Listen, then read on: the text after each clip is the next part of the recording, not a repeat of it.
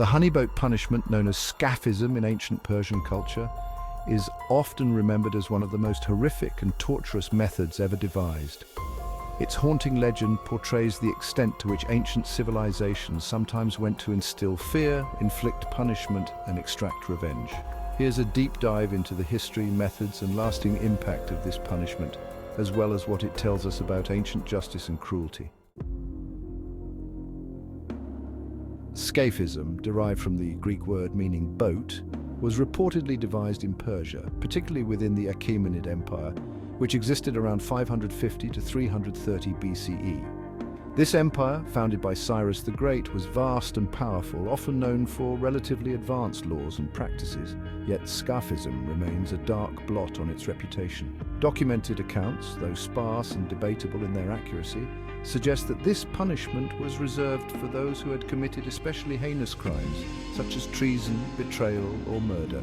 The fact that this torture method exists in historical records highlights the extremities of punishment that were sometimes used as deterrents in ancient civilizations.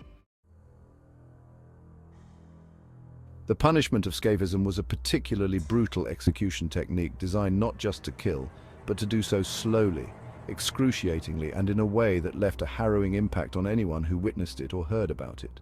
The process went as follows. First, the condemned individual would be stripped naked and placed between two small wooden boats or hollowed-out tree trunks that were fitted to enclose them closely, leaving only the victim's head, hands, and feet exposed. This setup resembled a kind of floating coffin, hence the term honeyboat. Once trapped within the wooden enclosure, the torturers would cover the exposed body parts, particularly the face and limbs, with a mixture of honey and milk. This coating served two purposes. First, it attracted insects, flies and vermin, which would swarm around the victim, landing on their sticky, sweet-coated skin. Second, the honey and milk combination also encouraged rapid decomposition as the mixture dried, forming a layer that would become increasingly foul as time passed. The condemned was also force-fed a large amount of milk and honey, far beyond what they could comfortably consume. This excessive intake led to severe diarrhea, which, given the confined and restricted nature of the individual's position, quickly became a highly unsanitary situation. The victim's excrement would collect around them, drawing even more insects which would lay eggs and begin to consume the body from the outside and inside.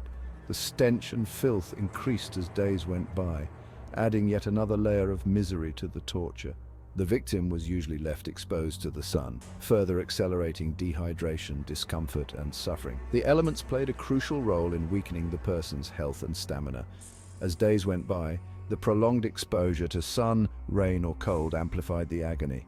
Insects would infest the exposed areas, burrowing into any open wounds, and maggots would consume the flesh. It was a fate so horrific that the victim was said to beg for death long before it arrived.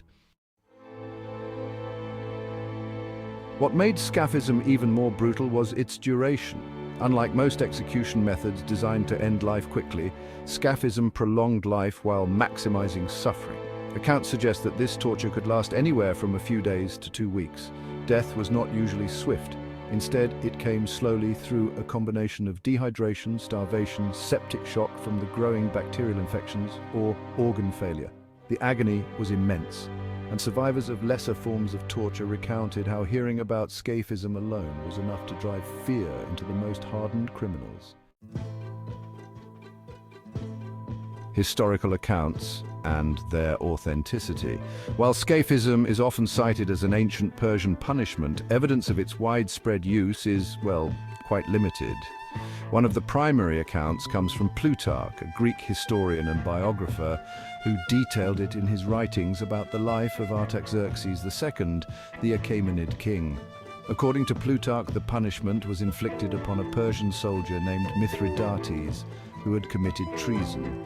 However, because Plutarch's account was written years after the alleged incident and was based on second-hand reports, historians debate its accuracy. Some historians argue that the account may have been exaggerated or even fabricated as part of anti-Persian propaganda. Greek writers occasionally emphasized Persian cruelty to depict them as barbaric, in contrast to Greek civility. Despite this, the story of Scaphism endures in historical lore and is often referenced as one of the most inhumane methods of torture and execution ever recorded. Why Scaphism was used. To understand why such an excruciating punishment might be utilized, it's essential to examine the cultural and legal context of the ancient Achaemenid Empire. Harsh punishment served as a deterrent, discouraging both commoners and nobility from committing grave offenses. Scaphism, being so publicly horrifying, may have been employed in only the rarest of cases to ensure that the spectacle would send a strong message. In many ancient cultures, public executions were designed to reinforce societal values, using fear to maintain order. Scaphism, in particular, was tailored for ultimate disgrace. By subjecting an individual to degradation, suffering, and a slow, filthy death, the Persians likely intended to shame the victim thoroughly. It's probable that only individuals whose crimes were considered direct threats to the state or king were subjected to such an end. Scaphism's legacy and psychological impact. The legacy of Scaphism extends beyond its physical brutality. It underscores how societies, even those known for advancements in art, culture, and governance, could wield incredible cruelty in the name of justice. It also highlights the lengths to which people went to control and dominate others through psychological terror. The psychological impact on the wider population would have been profound. For the family and friends of the condemned, there would have been immense trauma associated with knowing the kind of suffering their loved one endured. For those in the community, it may have served as a harsh reminder of the consequences of crossing societal boundaries. This psychological horror was perhaps as impactful as the physical suffering endured by the condemned. Lessons from the past. While Scaphism seems unthinkable by modern standards, reflecting on these ancient practices can be enlightening. Such punishments reveal the dark side of human history, reminding us of the cruelties people are capable of when justice is taken to extremes. By examining these aspects of the past, we gain a better understanding of the evolution of justice systems, human rights, and our perceptions of humane treatment. Scaphism also raises questions about power, control, and what societies are willing to accept in the name of order and security. It serves as a reminder of how punishment has evolved, from brutal spectacles designed to instill fear to more measured systems aimed at rehabilitation and the preservation of human dignity. Though it's impossible to confirm all details about the honey boat punishment, the tales we do have offer a sobering glimpse into how justice, cruelty, and power intersected in the ancient world, and why it's crucial to keep those extremes in mind as we progress. The story of Scaphism, whether wholly accurate or not, reminds us of the value of compassion, due process, and humane treatment, lessons our ancestors may not have always followed, but ones we strive to uphold today.